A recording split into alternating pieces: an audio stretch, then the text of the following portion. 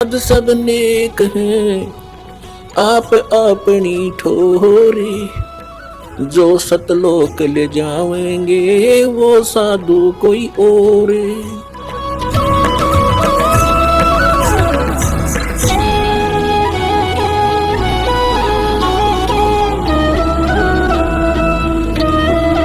सतगुरुदेव की जय। बंदी छोड़ कबीर परमेश्वर जी की जय। बंदी छोड़ गरीबदास जी महाराज जी की जय। स्वामी राम देवानंद जी गुरु महाराज जी की जय हो।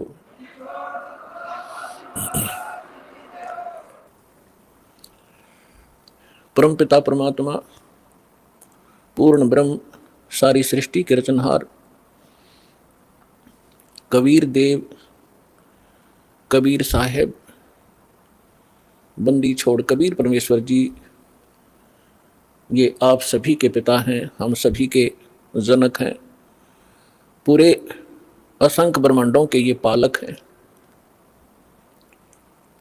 और पुण्यात्माओं, हम अपने पिता को भूलकर किसी अन्य से वो सुख, वो अपना राइट मांग रहे हैं जो कभी नहीं दे सकता, जो पिता दे सकता है। पिता अपने पुत्र पुत्री को अपनी सर्व संपत्ति दे देता है सहर्ष। पिता को छोड़कर यदि हम किसी रिलेटिव से ये आस करें वो कभी नहीं हो सकता। ठीक इसी प्रकार हम अपने पिता को छोड़कर उस परम पिता सर्वशक्तिमान सर्वसृष्टि रचनहार कबीर परमेश्वर को छोड़कर हम अन्य भगवानों से वो डिमांड करते रहे, हमें सुख दे भगवान, हमें निरोग कर भगवान, आपत्तियों का निवारण करे परमात्मा, ये कभी नहीं कर सकते। एक समर्थ परमात्मा है जिसका आज तक हमें ज्ञान नहीं था और वो यहाँ आकर 120 वर्ष रहे, अपनी महिमा बता भी गए और दिखा भी गए। लेकिन हम बालक हैं, बालक की बुद्धि बालक जैसी ही होती है। वो 1000 रुपये के नोट को पकड़कर पाड़ देता है, खेलता खेलता उसको फाड़ देता है, उसको कूड़े में डाल देता है, अग्नि में डाल देता है, क्योंकि उसको उसकी कीमत का पता नहीं। हमारे साथ ऐसा ही होता रहा क्योंकि हम अध्यात्म ज्ञान से परिचित नहीं हो सके, क्योंकि जिन धर्म गुरुओं को हम आध्यात्मिक टीचर मानते थे, अध्यापक मानते थे, वो अध्यापक नहीं थे। वो तो आप और हमारे जैसे ही ज्ञान के सत्र के व्यक्ति थे। उनको अपने धर्म के सदग्रंथों का भी ज्ञान नहीं था, और जिस कारण से हम परमात्मा को पहचानने में और उससे प्राप्त होने वाले सुखों को प्राप्त से वंचित रहे, असफल रहे। अब उसी परमेश्वर ने दया करी, यहाँ आके अपना भेद बता के चले गए। उसके बाद अपने प्यारी आत्माओं को मिले, जैसा भगवान मिला ही करते हैं, उनका विधान है, वेदों के अंदर प्रमाण है कि वो पूर्ण परमात्मा सर्व सृष्टि रचनहार सबका पालक ऊपर के लोक में रहता है, सतलोक में, और वहां से सह शरीर चलकर आता है। यहाँ नेक अच्छी आत्माओं को मिलता है जो दृढ़ भक्त होते, उनको अपने से परिचित करवाता है, सचखंड सतलोक ले जाता है, फिर उनको वापस छोड़ देता है।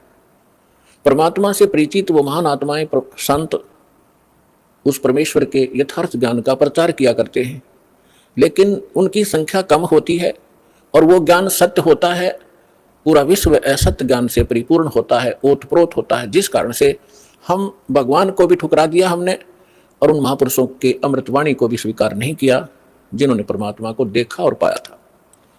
उनमें से कौन कौन है? आदरणीय धर्मदास साहिब जी, आदरणीय मुल्कदास साहिब जी, आदरणीय नानक साहिब जी, आदरणीय दादू साहिब जी, आदरणीय गरीबदास साहिब जी, गांव छुड़ानी, जिला झज्जर, हरियाणा वाले, आदरणीय गीसा दास साहिब जी, गांव खेखड़ा, जिला बागपुर, पहले मेरठ था अब बागपुर हो गया, उत्तर प्रदेश में, और आदरणीय स्वामी रामानंद जी, काशी वाले ने।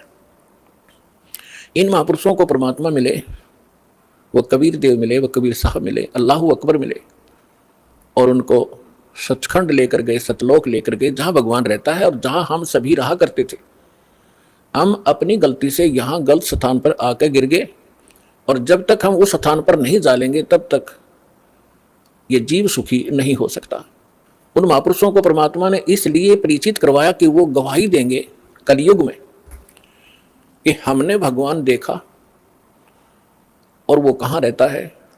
जो उन महापुरुषों ने ज्ञान दिया परमात्मा कैसा है, उसका नाम क्या है, वो कहाँ रहता है, उसकी प्राप्ति कैसे होती है, वो साकार है या निराकार है, स्वयं परमेश्वर ने आके बताया।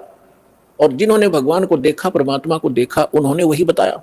और फिर जब दास के ऊपर कृपा की परमेश्वर ने अपने ही सदग्रंथों को खोजा तो उन सदग्रंथों में वही पाया जो भगवान ने बताया था। और परमात्मा से परिचित जिन महापुरुषों के अभी आपके सामने नाम गिनवाए, इनने भी वही बताया था। और जो साधना हमारे सदग्रंथों में लिखी है, सबसे पहला प्रश्न यही आता है मन में कि भगवान किसने देखा है। अभी दास ने आपके रूबरू जिन महापुरुषों के शुभ नाम की गिनाए, इन्होंने भगवान को देखा है, इन्होंने भगवान को पाया है। और भगवान कैसा है? भगवान साकार है, मनुष्य दृश्य है, हमरे ही उनिहार है, हमारा सृजनहार। हमारा भगवान हमारे ही जैसी उनिहार का है, यानी मनुष्य दृश्य ही है, लेकिन उसके सामर्थ्य में और जीव के सामर्थ्य में दिन और रात का अंतर है। वो सर्वशक्तिमान है, सर्वसृष्टि रचनहार है, सबका पालक है, लेकिन है मनुष्य जैसा ही। फिर तीसरा आता है कि परमात्मा मिलता कैसे है। जैसे ज्ञान भी हो जाएगा, भगवान ऐसा है, भगवान वहां रहता है, परमात्मा ये सुख देता है, जब तक उसका समाधान नहीं मिला, उस स्थान को पाने की विधि प्रॉपर नहीं मिली, तो ज्ञान भी व्यर्थ है। तो अब वो साधना कौन सी है जिससे वो स्थान प्राप्त होगा, जो श्रीमद् भगवत गीता अध्याय नंबर 18 के श्लोक नंबर 62 में, गीता अध्याय नंबर 15 के श्लोक नंबर 4 में वर्णन किया हुआ है कि अर्जुन तू सर्व भाव से उस परमेश्वर की शरण में जा। गीता ज्ञान दाता अपने से अन्य किसी समर्थ परमात्मा की शरण में जाने के लिए अर्जुन जी को कह रहा है। और उसकी शरण में जाने से ही तो परम शांति को और शाश्वत स्थान मीन जिसका कभी नाश ना हो, सत्यलोक, अविनाशी लोक, अमर लोक को प्राप्त होगा। और गीता ज्ञानदाता अपने विषय में कहता है, गीता अध्याय नंबर 2 के श्लोक नंबर 12 में, गीता अध्याय नंबर 4 के श्लोक 5 और 9 में, गीता अध्याय नंबर 10 के श्लोक नंबर 2 में, कि अर्जुन तेरे और मेरे बहुत जन्म हो चुके हैं, तू नहीं जानता, मैं जानता। इससे सिद्ध है कि गीता ज्ञानदाता अविनाशी नहीं है, और इसके साधक भी फिर अविनाशी स्थान प्राप्त नहीं कर सकते। गीता ज्ञानदाता 8वें अध्याय के 13वें श्लोक में गीता जी में कहता है कि अर्जुन मुझ ब्रह्म का केवल एक मंत्र है, और इसकी जो साधना करता है अंतिम सांस तक, मरते दम तक, वो इस ओम से मिलने वाली परम गति को प्राप्त होता है। ओम से मिलने वाली परम गति कौन सी है? ब्रह्मलोक। ओम ब्रह्म का मंत्र है, ओम के जाप से ब्रह्मलोक प्राप्त होता है। गीता अध्याय नंबर 8 के श्लोक नंबर 16 में स्पष्ट किया है कि ब्रह्मलोक में गए हुए प्राणी भी पुनर्वर्ती में हैं, वो भी फिर जन्म और मृत्यु के इस चक्कर में गिरे ही रहते हैं। गीता अध्याय नंबर 15 के श्लोक नंबर 4 में कहा कि अर्जुन तत्वदर्शी संत की प्राप्ति के उपरांत परमेश्वर के उस परम पद की खोज करनी चाहिए, जहां जाने के बाद साधक फिर लौटकर कभी संसार में नहीं आते। और जिस परमेश्वर ने सब ब्रह्मांडों की रचना की है, जिससे संसार रूपी वृक्ष की प्रवृत्ति विस्तार को प्राप्त हुई है, यानी संसार रूपी वृक्ष का 15वें अध्याय के अंदर एक एग्जाम्पल है, फॉर एग्जाम्पल, उदाहरण के तौर पे बताया है कि ये सारा संसार समझो उल्टा लटका हुआ संसार तुल्य है, वृक्ष तुल्य है। ऊपर को जड़ तो पूर्ण परमात्मा परमक्षर ब्रह्म है, जो सबका पालन करता है, पेड़ का पालक मूल होता है, जड़ होती है, और बाकी जितना भी तना डार टहनियां पत्ते उस मूल से ही आहार प्राप्त करते हैं, खुराक प्राप्त करते हैं। तो वो सबका पालक है और उसी ने सब ब्रह्मांडों की रचना की है, केवल उसी की भक्ति करो। तो पुण्यात्माओं, आपका सौभाग्य है, आपकी किस्मत न्यारी है, और जिन पुण्यात्माओं को इस मनुष्य इस कलयुग के अंदर मानव शरीर प्राप्त है,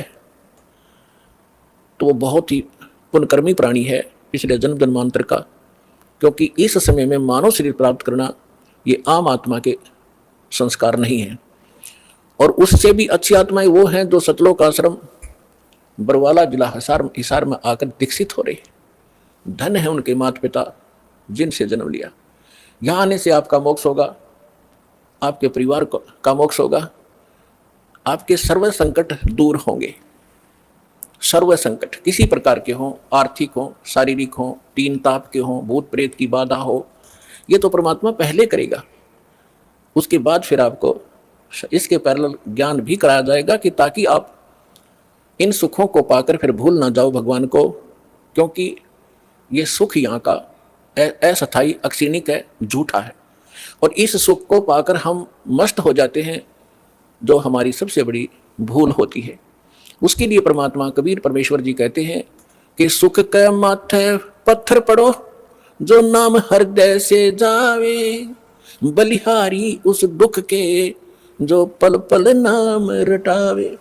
ये परमात्मा खुद बताते हैं कि तुम ऐसे अर्ज लगा करो मेरे सामने कि हे भगवान, ऐसा सुख भी ना देना जिससे आपकी भूल पड़े, बाढ़ में जाओ ऐसा सुख जो भगवान से दूर करे, ऐसा दुख दिए रखना परमात्मा, तेरी याद बनी रहे। आज दास देख रहा है सतलोक आश्रम बरवाला में 80% वो भक्त आ रहे हैं जो काल के सताए हुए हैं, कर्मों से पीड़ित हैं। तो पुण्यात्माओं, घबराना नहीं, समर्थ की शरण आपको प्राप्त हो गई है और ये दुख आपके लिए वरदान सिद्ध होगा। यदि आप दुखी नहीं होते तो इसी तरह की राजनीति में धक्के खाते फिरो या कितने और बैठ कर बकवाद गढ़ो, ताश खेलो, वो दुख तुम्हारे लिए वरदान है जो आपको परमात्मा के चरणों में ले आया।